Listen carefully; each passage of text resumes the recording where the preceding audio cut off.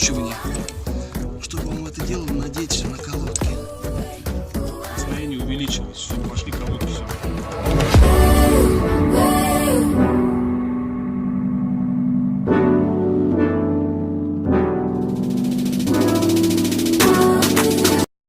Всем здравствуйте! Расскажу про такую проблему на Hyundai Solaris. Как быстрое изнашивание задних колодок, постоянный шум. Первым делом, конечно, я подумал на подшипник ступичный, но дело оказалось не в нем. Дело оказалось все-таки в тормозном диске из-за перепада температур. Диск, как казалось бы, еще хороший, должен поездить и не 1000, но он введенный, и начинаются проблемы. Сейчас я расскажу, как это быстро поменять. Значит так, все мы открутили, колесико сняли, поддомкратили. Сейчас в ознакомительных целях я покажу, как это все быстро делается. Откручиваем для начала вот этот болт и вот этот болтик. Вот два болта, и снимаем вот эту всю эту часть, тормозной цилиндр. Так, открутили мы эти два болта, снимаем тормозной цилиндр, отводим его в сторону. Вот, и теперь давай снимаем здесь вот. Вот он болтик, вот он. И вот болт.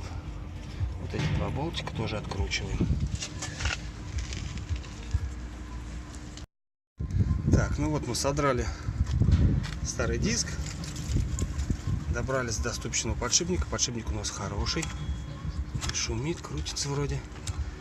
Вот, сейчас будем устанавливать новый диск. Вот, и есть некоторый нюанс в тормозной системе. Я вам потом его покажу. Так, значит, поставили новый диск. Так как диск новый, придется колодки нам немножко разводить, они не влезут по-старому. Значит, снимаю здесь вот берете ключ от болгарки простой, и вот здесь вот эти пазики. Здесь система вкручивания. И вот вкручиваете вот так вот, чтобы вам это дело надеть все на колодки. Ну, в общем, все, мы весь процесс снимать не будем. Принцип действия я показал, чтобы расстояние увеличилось, чтобы вошли колодки сюда.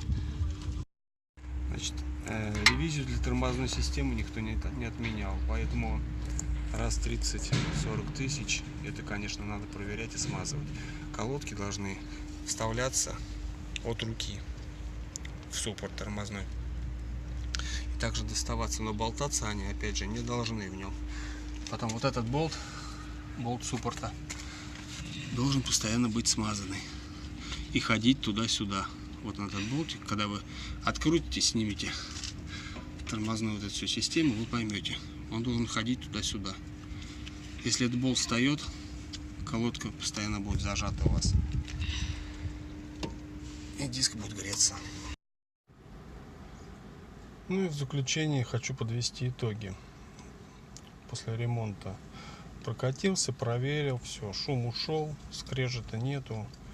На будущее для автомобилистов хотел бы сказать: не торопитесь покупать задний ступичный подшипник, так как он идет в сборе и очень дорогой.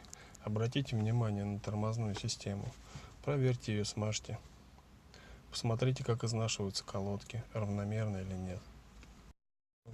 По поводу установленных запчастей могу сказать следующее, что я не стал ставить оригинальные запчасти, потому как не всегда оригинал бывает оригиналом. Поэтому я поставил диск